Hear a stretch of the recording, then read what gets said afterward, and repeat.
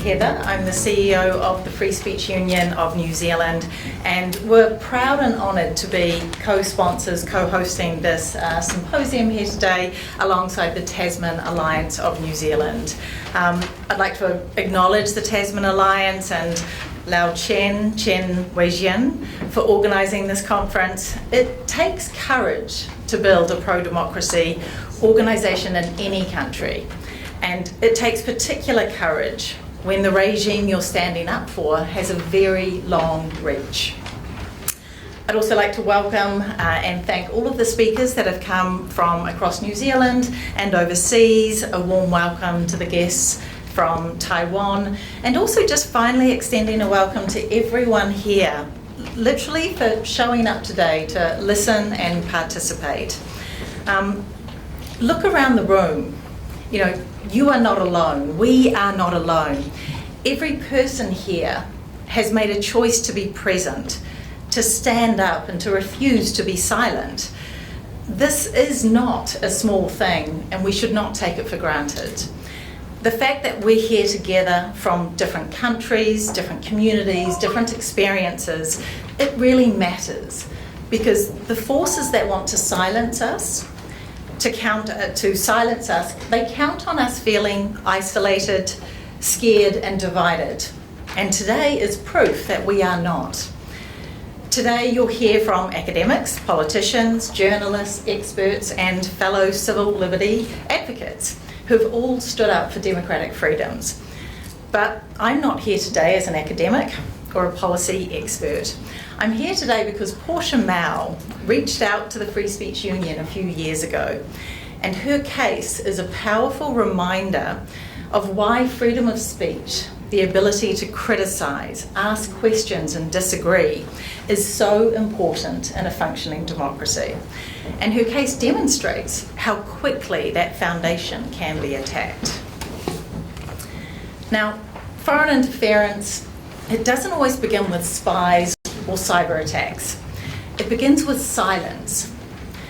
It begins with making speech expensive, risky, and exhausting until people decide it's easier to say nothing. Every authoritarian regime in history has understood this. And nowadays especially, the first thing they go after is not the army, it's not the economy, it's not the courts. It's the right to speak. It's communication. Because if you control what people can say and the information they have access to, you don't need to control much else. And that is why free speech, it's not just one freedom among many, it's the freedom that makes all the others possible. Without it, you cannot organise, you cannot protest, you cannot hold power to account, you cannot even name what's happening to you. Every other right, democracy, rule of law, freedom of association, depends on the ability to speak. 2 weeks ago, 2 investigative journalists in China published an article on WeChat exposing local corruption.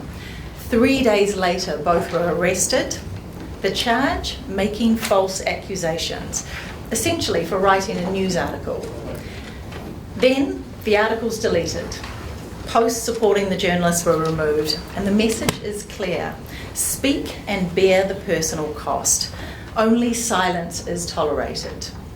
Now that is China in 2026, but I believe that everyone in this room knows that some of those tactics are here as well. Now, Portia did ask for me not to focus on her, but many of you know Portia Mao's story, I'm sure. She emigrated here from China 2 decades ago, became a journalist, worked with the Stuff Circuit team on the documentary The Long Game, which exposed CCP interference in New Zealand. And by putting her name on those credits, she put a target on her back. Now, what happened next should alarm every person in this room. A man she had investigated, Morgan Shao, an aspiring politician and ardent CCP supporter, used the harmful Digital Communications Act to obtain a court order barring Portia from criticising him. The application and court order was made without her knowledge. The court sent one email, it bounced. No one tried again. Portia found out about this because he was bragging about his victory on a Chinese language chat forum. So I just want to emphasise that point. A journalist in New Zealand was gagged by a court order she never knew about, obtained by a man using New Zealand law to silence scrutiny of his political activities. Honestly, you can't make that up. I'm still surprised when I think about that. And so Portia reached out to the Free Speech Union. We helped fund her barrister, her lawyer, to represent her. And in June last year, the judge ruled in Portia's favour. He found her commentary did not amount to harmful digital communications. And he found that Morgan Shell was not, and I am quoting the court, not a vulnerable person. And he warned against the weaponisation of legal tools to silence political criticism. But Shell was not finished. He tried the same thing again against Justin Wong, a journalist for Stuff. And Justin's crime? He reposted one of Portia's LinkedIn articles, and he sent Shell an email asking questions for a story. Now, the judge in that case dismissed it, and in her decision, she cited Portia's story, her case, and the precedent that the Free Speech Union helped set. The earlier victory directly protected the next journalist. And this is how it works. You fight for one person's right to speak, and you slowly but surely build a wall that protects everyone that comes afterwards. And that is why this gathering matters. Every case we win, every person who stands up, in every room like this one, it makes the next act of courage or defiance a little less lonely and a little less costly. And now, these cases, they're part of a pattern, and many of you know far better than I in this room. Within the Chinese community in New Zealand, people who criticise the CCP get labelled anti-China. They get abused on Chinese language social media, their families back in China are contacted, they are surveilled, and they are photographed at events just like this. Now, I want to be clear, this should not be happening in New Zealand. New Zealand is not a part of China. The political standards of the Chinese Communist Party have no authority here. And every person in this country has the right to criticise any government, any party, any leader. That is not a privilege, that is the baseline of a functioning democracy. The New Zealand Security Intelligence Service's 2025 threat report named the People's Republic of China as the most active state conducting foreign interference in New Zealand. And the Director General said that the public would often notice the threats before the security agencies did. And he's talking about all of you here in this room. And it is not just Chinese-born individuals. 3 weeks ago, the Chinese embassy in Wellington publicly condemned the New Zealand Herald for publishing an opinion piece on Taiwan written by Jonathan Ailing. A foreign embassy telling a New Zealand newspaper what it is and is not allowed to print. We issued a media release emphasising that our media exists to serve a New Zealand audience and not to reflect the sensitivities of overseas states.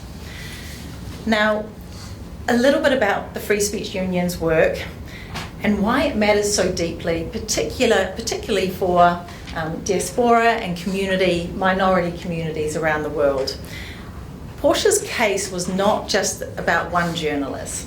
It was about the Chinese community in New Zealand, and it's about whether they would be allowed to have independent voices, an independent press, and independent thought. The outcome of the judge's ruling, it matters beyond the courtroom because it helps shape how members of the community understand and choose between different values in New Zealand. It says and re-emphasises that in New Zealand, you are free to speak and you are free to criticise. And if someone tries to silence you, there are people who will stand with you.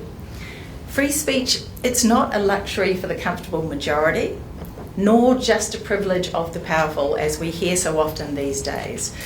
As I mentioned before, it's an enabling right and the foundational right that makes all other rights usable. And the people who need it most are often the minority communities with the least institutional support. So for those who don't know us, the Free Speech Union exists to defend the right to speak, think and to question, freedom of speech, conscience and intellectual inquiry. We're a registered trade union, which means we can represent workers in the workplace for freedom of speech disputes. We are non-partisan. We don't care where you sit politically. We care whether you can speak. We've written over 120 letters to ministers, regulators and institutions. We've filed more than 100 submissions and we've supported people who have lost their jobs, faced disciplinary actions, been dragged through the courts for saying what they believe. And it has worked. We funded Portia's legal defence and won, setting a precedent that protected the next journalist targeted by the same complainant. We backed a 15-year-old school student excluded from his school speech finals for the content of his speech, and the school apologised. We exposed unlawful police training that treated ordinary opinions as hate incidents. We fought hate speech laws and won. We advocated for academic freedom legislation, and the Select Committee adopted most of our recommendations. These are not abstract wins. They are people who kept their voices, their jobs, and their dignity. So if you're facing pressure for speaking out, legal threats, workplace consequences, community intimidation, contact us, become a member. We're a grassroots donor-funded organisation. Support us, refer cases to us. Remember that you are not alone in this. But the good news, we are seeing that the legal landscape is shifting, and the Free Speech Union has been part of that, as well as many others. The Harmful Digital Communications Act, which was meant to protect vulnerable people from online bullying. Portia's case proved that it can be weaponised to silence political speech. In December last year, Melissa Lee, a Member of Parliament, lodged a private member's amendment bill, developed in close consultation with us, to fix exactly that. Stronger protection for political commentary, a public interest defence, and no more gagging of people who don't even know that they're in the court. And in November last year, Parliament passed the Crimes Countering Foreign Interference Amendment Act, creating new offences for covert, deceptive or coercive actions. You will hear more about this from some of the speakers coming later on today. Now, these changes signal something important. New Zealand is beginning to take foreign interference seriously, not just as an intelligence problem, but as a threat to democracy, which is fragile and needs protection, and as a threat to the rights of people in communities just like yours. So I want to close with something simple here. This conference exists because people refuse to be silent. Portia published her journalism because the public had a right to know. She was gagged, she fought back, she won, and she is still here. Justin Wong asked questions for a story. He was taken to court. The case was thrown out. He is still reporting. Every person in this room who has chosen to speak, despite the risk, despite the cost, despite the pressure, is doing something profoundly important, because free speech doesn't survive on its own. It survives because people insist on using it. Foreign interference depends on silence. It depends on fear. And every time someone speaks up, someone in this room speaking up as well, that silence cracks just a little bit more. And every time we gather like this, across borders, across communities, across languages, we prove something the authoritarians do not want proved. We prove that people who believe in freedom outnumber the people who fear it. You are not alone in this fight. The person sitting next to you is not alone in this fight, and neither are we. Free speech is not given to us by our governments. It's the natural condition of a free people. It's what happens when fear is removed. Our job, the Free Speech Union's job, your job, all of our jobs are to speak up individually and collectively to remove that fear. Thank you.